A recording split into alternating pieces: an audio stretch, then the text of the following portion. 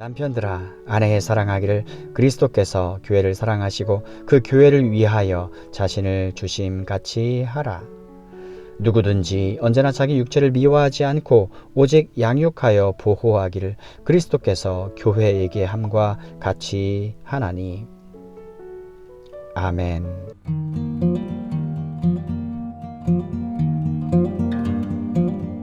적용 단계에서의 마지막 남은 한 부분은 지금껏 살펴본 이 원리들을 실생활에 어떻게 적용해야 하느냐 하는 것입니다. 이제 그 구체적인 지침들을 살펴봅시다.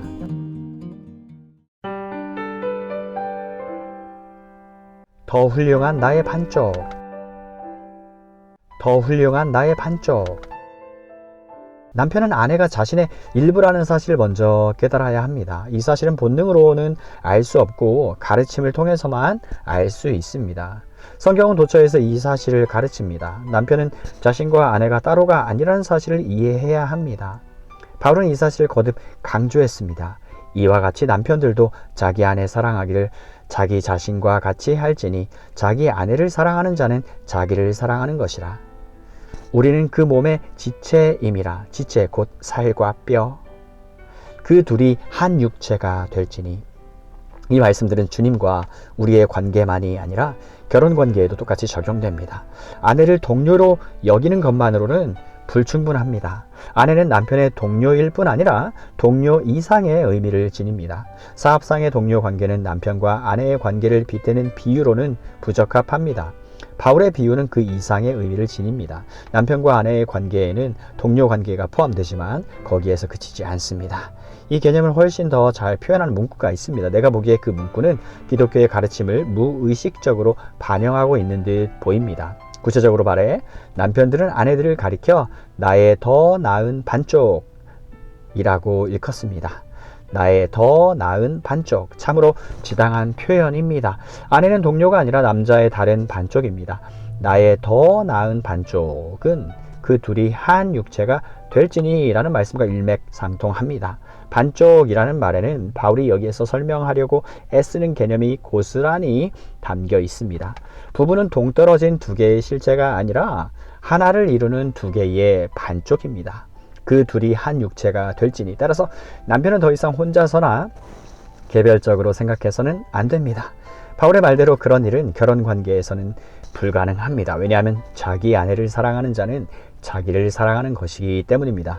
남편은 사실상 아내라는 배우자가 아니라 자기 자신을 사랑하는 것과 같습니다. 이것이 결혼 관계가 만들어내는 차이입니다. 남편은 실생활에서 무엇을 생각하든지 아내를 반드시 고려해야 합니다. 그는 혼자 동떨어진 상태에서 자신을 생각해서는 아니 됩니다. 만일 그렇게 한다면 그것은 결혼의 근본 원리를 파괴하는 것입니다. 물리적인 차원에서 그런 일이 발생할 때는 모두가 그 사실을 알 수 있습니다. 하지만 진정한 파괴 행위는 그 전에 영적, 지성적 차원에서 먼저 일어납니다. 남편이 혼자 동떨어져 자신을 생각하는 순간 결혼관계는 파괴되기 시작합니다. 그는 그렇게 할 권리가 없습니다.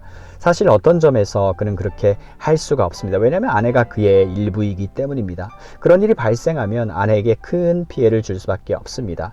또 아내는 남편의 일부이기 때문에 남편 자신도 피해를 모면하기 어렵습니다. 그런 태도는 의식하지 못하는 사이에 결국 자신을 해치는 것입니다. 따라서 남편은 개별적으로 독단적인 생각을 일삼아서는 아니 됩니다. 남편은 전체의 반쪽에 불과합니다. 그가 하는 일에는 항상 나머지 반쪽이 참여합니다. 이것은 욕구의 경우에도 똑같이 적용됩니다.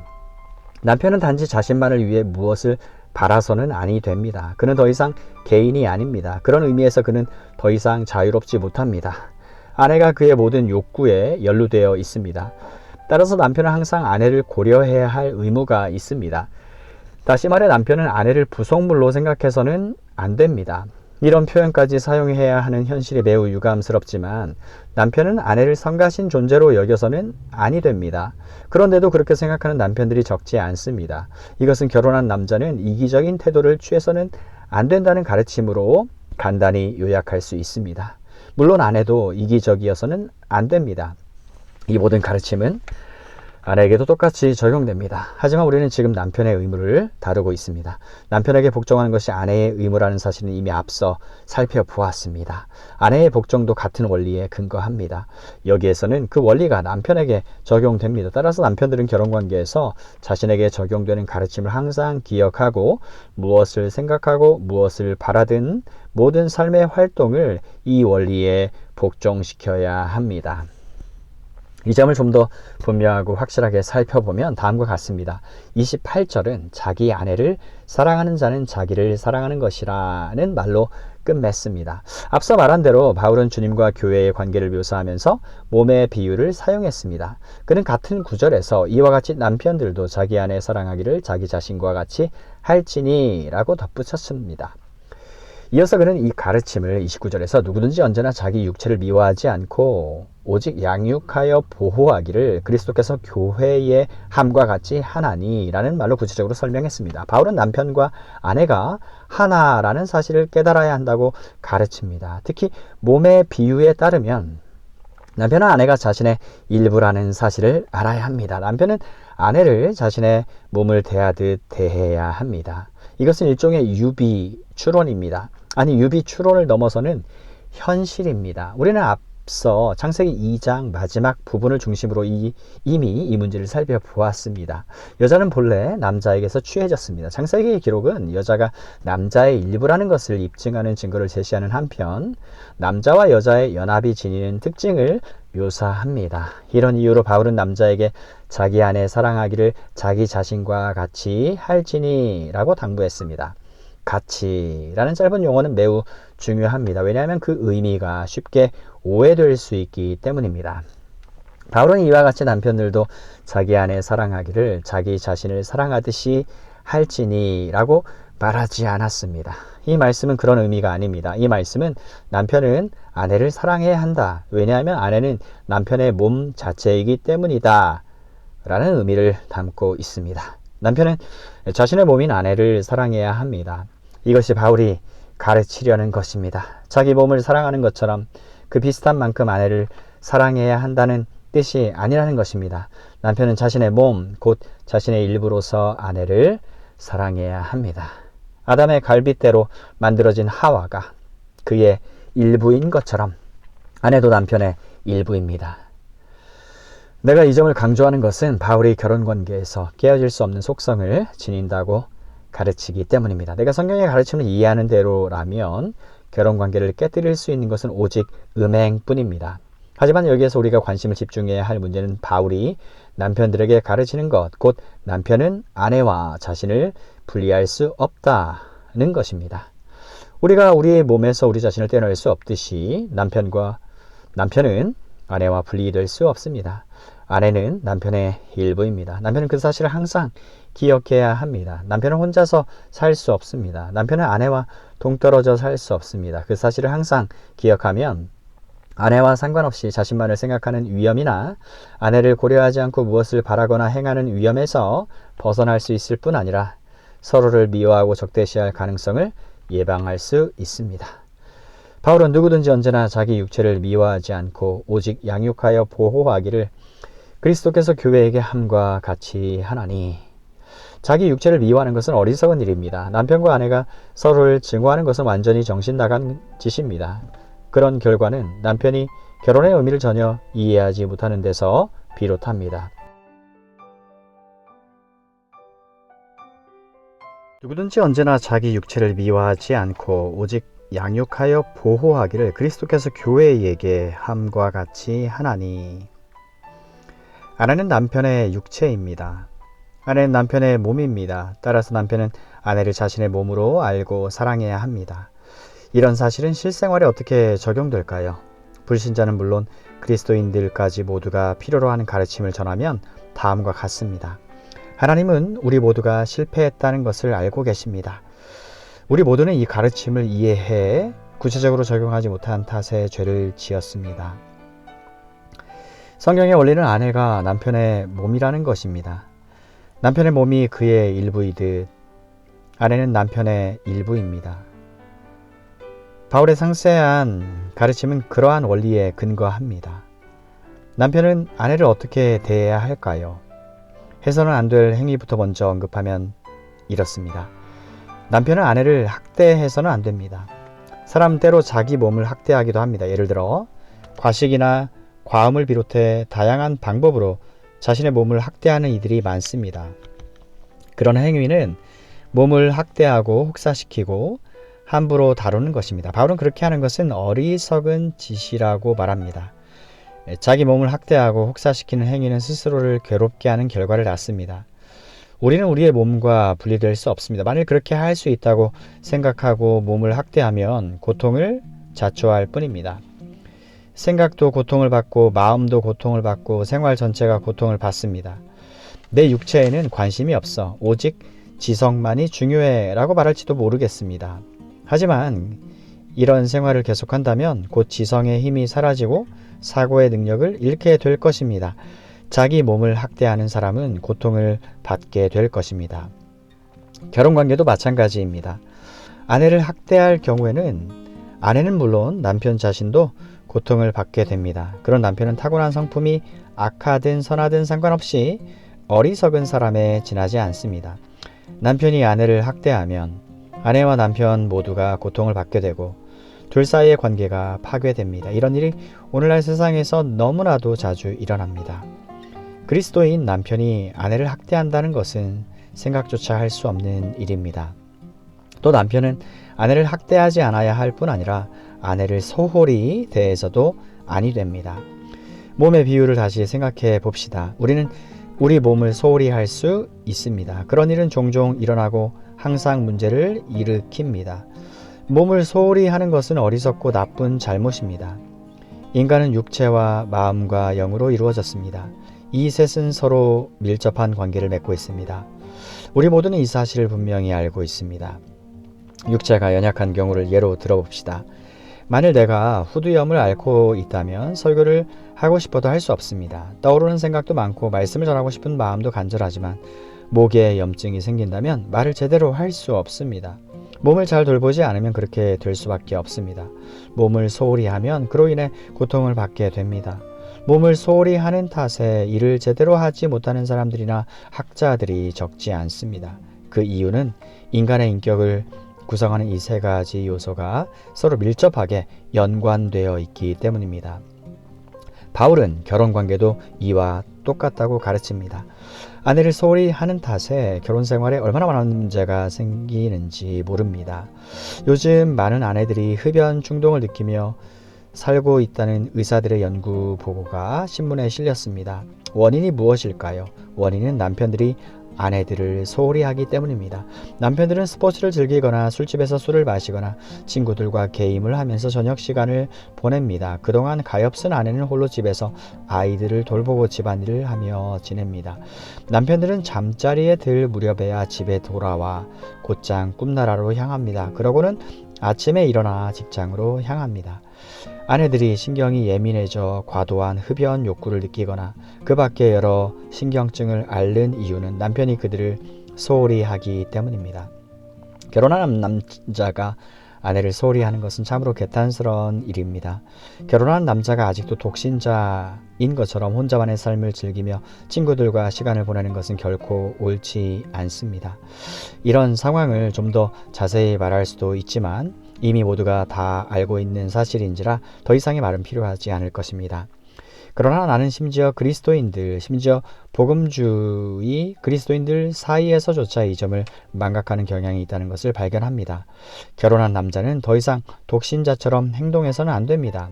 모든 것을 아내와 함께 해야 합니다.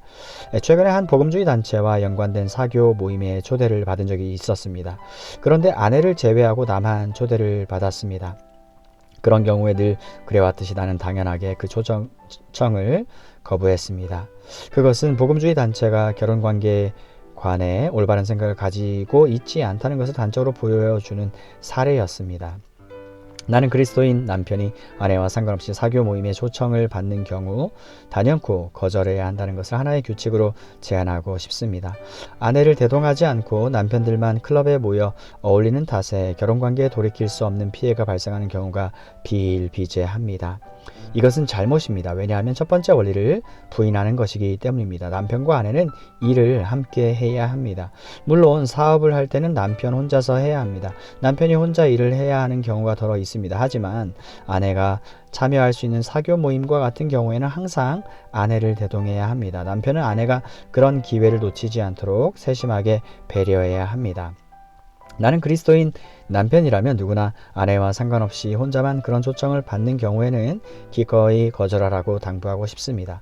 이런 문제와 관련해 나를 크게 걱정하게 만드는 경우가 하나 더 있습니다. 때로 사람들이 복음적인 과부라고 일컫는 말이 심심치 않게 들려옵니다. 이 말은 매일 저녁마다 이런저런 모임에 참석하기 위해 밖으로 놔두는 남편을 둔 아내를 가리키는 표현입니다.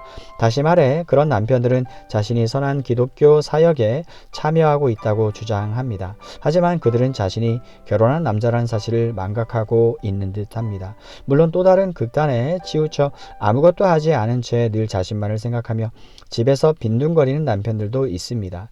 두 가지 극단 모두 바람직하지 않습니다. 하지만 지금 이 순간 나의 관심은 기독교 사역에 바쁜 나머지 아내를 소홀히 하는 남편들의 잘못을 지적하는 데 있습니다. 나는 그런 경우를 많이 보고 들어왔습니다. 최근에 잉글랜드 북부에 사는 한 남자에 관한 소식을 전해들은 적이 있습니다. 그는 매일 저녁마다 밖에 나가 이런저런 사역을 주도하고 모임에서 말씀을 전하는 사람입니다.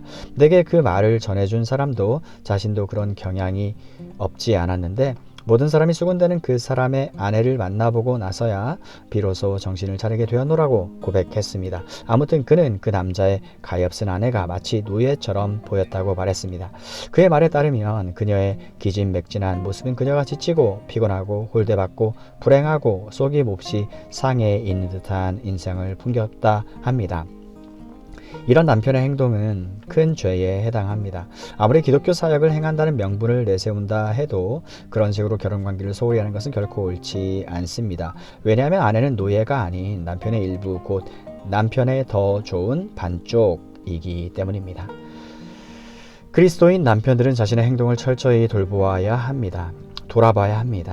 가정은 단지 잠을 자기 위한 기숙사가 아닙니다. 가정은 적극적이고 이상적이고 긍정적인 관계를 맺는 곳입니다.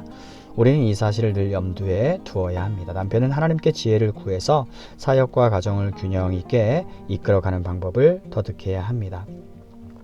그의 성격이나 기질은 아무 상관없습니다. 일단 결혼을 한 이상 독신자처럼 행동해서는 아니 됩니다. 서로 기독교 사역과 관련된 일을 한다 해도 마찬가지입니다. 왜냐하면 아내를 소홀히 하는 것은 자신이 전하는 복음의 가르침을 부인하는 것입니다. 또 그렇게 기독교 사역 일을 할 때에 이기심에 크게 사로잡힐 수 있습니다. 내가 보기에 그런 일은 대개 사려 깊지 못한 데서 비롯합니다. 사려 깊지 않은 태도는 항상 이기심을 자극합니다. 그리스도인은 사려 깊지 못한 행동을 일삼아서는 아니 됩니다. 또 기억해야 할 것은 남편은 아내를 학대하거나 소홀히 해서는 안 될 뿐 아니라 당연하게 여겨서도 안 됩니다. 항상 아내의 존재를 인정하는 태도가 필요합니다. 아내는 집 지키는 사람이 아닙니다. 아내의 존재를 인정하는 가장 좋은 방법은 무엇일까요? 바울은 이렇게 말했습니다. 이와 같이 남편들도 자기 아내를 사랑하기를 자기 자신과 같이 할지니 자기 아내를 사랑하는 자는 자기를 사랑하는 것이라. 누구든지 언제나 자기 육체를 미워하지 않고 오직 양육하여 보호하기를 그리스도께서 교회에게 함과 같이 하나니. 이 말씀을 살펴보면서 주님이 우리를 양육하고 보호하시는 방법을 깨닫고 감탄하며 놀라워했던 기억이 생생할 것입니다. 남편은 바로 그런 식으로 아내를 대해야 합니다. 남편은 아내를 양육하고 보호해야 합니다. 이 일도 깊은 생각이 있어야 행할 수 있습니다. 실제적이고 구체적인 지침. 우리는 이 점을 사람이 자기 육체를 미워하지 않고 보호하고 양육한다는 비유를 통해 명확하게 이해할 수 있습니다. 사람은 어떻게 자기 몸을 돌봅니까? 그 방법을 몇 가지 열거하면 다음과 같습니다. 무엇보다 식사, 곧 음식 섭취가 필요합니다. 우리는 음식을 잘 생각해서 먹어야 합니다. 규칙적인 식사를 통해 충분한 영양분을 섭취해야 합니다. 남편과 아내의 경우도 마찬가지입니다. 남편은 무엇이 아내를 돕고 무엇이 아내를 힘나게 하는지 생각해야 합니다. 우리가 음식을 섭취할 때 칼로리나 단백질, 지방이나 탄수화물의 함량을 따지는 것으로 만족하지 않습니다. 우리의 관심은 순전히 과학적인 것만은 아닙니다. 그렇지 않습니까? 음식과 관련해 생각해야 할 문제가 하나 더 있습니다. 우리는 미각의 즐거움을 추구합니다. 우리는 보기에도 좋고 맛도 있는 음식을 좋아합니다. 남편이 아내를 대할 때도 그래야 합니다. 남편은 무엇이 아내를 즐겁게 하고 아내가 무엇을 좋아하고 무엇에 마음을 기울이는지 세심히 살펴야 합니다. 결혼하기 전에는 자기 마음대로 원하는 것을 했지만 결혼한 뒤에는 그런 행동을 자제해야 합니다. 이것이 어려운 점이 아니겠습니까? 물론입니다. 바울은 생각을 멈추지 말고 계속 생각하라고 권고합니다. 우리는 그리스도인이기 때문에 시간이 흐를수록 더 많이 생각해야 합니다. 이것이 바울의 주장입니다. 양심이 찔립니까? 그러나 이것이 사도의 가르침, 곧 신약 성경의 가르침입니다. 아내의 인격과 영혼을 배려하십시오. 하나님이 제정하신 이 놀라운 관계 안에서 아내의 삶과 발전을 위해 적극적으로 생각하고 노력하십시오. 그 다음은 운동입니다. 몸의 비유는 즉시 운동을 떠오르게 합니다. 운동은 몸을 돌보는 데 반드시 필요합니다. 또 운동은 결혼 관계에도 똑같이 중요합니다. 결혼 관계에서 운동이란 곧 대화를 나누는 것과 같은 단순한 일일 수 있습니다. 안타깝게도 대화의 부재로 인해 결혼관계에 문제가 발생하는 경우가 너무나도 많습니다. 남편들은 이런저런 빌미를 내세워 대화를 기피하곤 합니다. 남자는 피곤하다. 일터나 사무실에서 온종일 일을 하다가 지치고 피곤한 몸을 이끌고 집에 돌아온 남자는 오로지 휴식과 평화만을 원합니다. 그러나 아내의 경우도 마찬가지입니다. 단지 차이가 있다면 아내는 하루 종일 혼자 있거나 아이들을 돌보느라 분주했다는 것뿐입니다. 남편은 싫든 좋든 아내와 대화를 나눠야 합니다. 아내는 그런 점에서 운동을 필요로 합니다. 일과 관련된 문제나 걱정거리나 일상에 관해 아내와 대화를 나누십시오. 아내는 남편의 몸이요 지체입니다. 아내에게 말할 기회를 제공하십시오. 아내의 의견을 물어보십시오. 아내가 이해한 대로 자신의 의견을 제시하게 하십시오. 남편에게 아내는 삶의 일부입니다. 남편의 삶에 아내를 참여시키십시오. 아내에게 말을 거십시오. 다시 말해 스스로를 생각하게 만드십시오. 다시 말하지만 나는 남편들이 내세우는 온갖 변명을 잘 알고 있습니다. 물론 대화를 나누는 일은 어려울 수 있습니다. 하지만 그런 것은 모두 궁색한 변명에 지나지 않습니다. 남편은 결혼 전에도 대개 일을 하느라 지치고 피곤했습니다. 그래도 당신은 무슨 일을 하든지 애인에게 말을 걸기를 좋아하고 모든 것을 함께하고 싶어 애가 탔었습니다. 그런데 결혼했다고 해서 그런 시도를 중단해야 하는 이유는 무엇입니까? 바울은 그래서는 안 된다고 가르칩니다. 남편과 아내는 하나입니다. 아내를 보십시오. 그리고 아내를 자기 몸으로 알고 배려하십시오. 그런 형태의 운동이 꼭 필요하다는 점을 잊지 마십시오.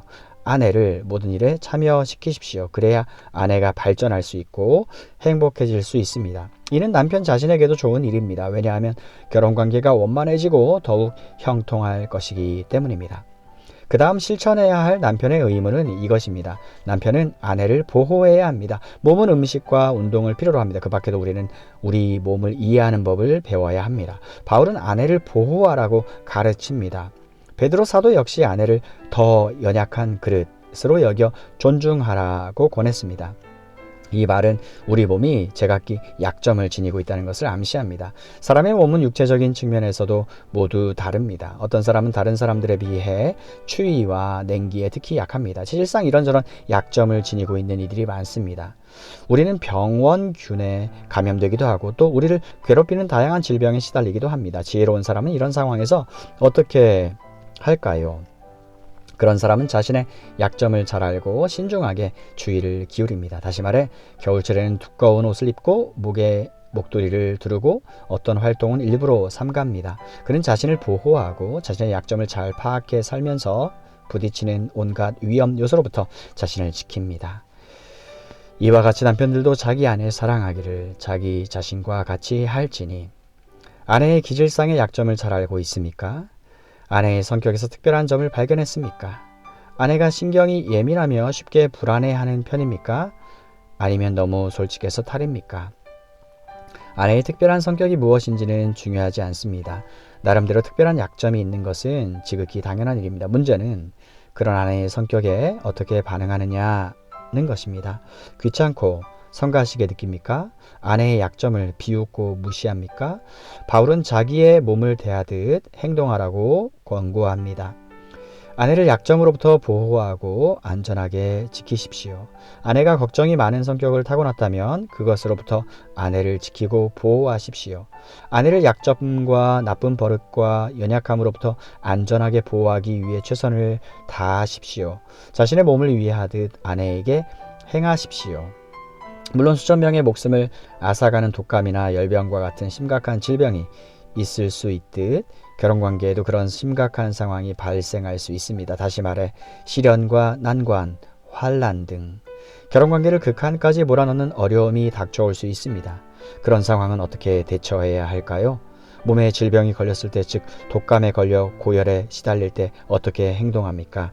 그럴 때는 뜨거운 물을 담은 물주머니를 안고 침대에 누워 쉬면서 적절히 영양분을 섭취해야 합니다. 열을 내리고 몸의 저항력을 강화시키기 위해 최선을 다해야 합니다. 특별히 예외적인 시련이나 근심거리나 문제, 즉 아내를 극도로 고민하게 만드는 일이 발생했다면 남편은 아내를 보호하고 돕고 격려하는 데 관심을 집중해야 합니다. 아내는 더 연약한 그릇입니다. 이제 남편의 의무 중 마지막 요점을 살펴봅시다. 우리는 여러 가지 예방접종을 통해 몸이 병원균에 감염되지 않도록 보호합니다. 결혼관계에도 이런 노력을 기울이십시오. 아내에게 인생의 시련을 잘 이겨낼 수 있는 힘을 길러 주십시오. 아내를 강하게 만드십시오. 모든 일을 혼자서 하려고 하지 마십시오. 아내를 강하게 만들어 스스로를 지킬 수 있게 하십시오. 그래야만 남편이 먼저 세상을 떠나더라도 아내가 당황하지 않고 삶을 이끌어 갈 수 있습니다. 자신의 몸을 돌볼 때처럼 이 모든 것을 깊이 생각하십시오. 몸이 병들면 노력을 더욱 기울여 적절히 약을 투여하고 한동안 쉬면서 건강이 다시 회복되어 활력과 행복감을 되찾을 때까지 세심하게 배려해야 합니다. 우리는 지금까지 가장 중요한 한 가지 원리를 다루어 왔습니다. 남편은 아내를 자기 자신과 같이, 즉 자신의 몸으로 알고 사랑해야 합니다. 남편들아, 아내의 사랑하기를 그리스도께서 교회를 사랑하시고 그 교회를 위하여 자신을 주심같이 하라.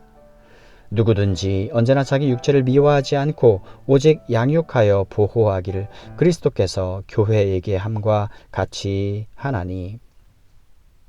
아멘.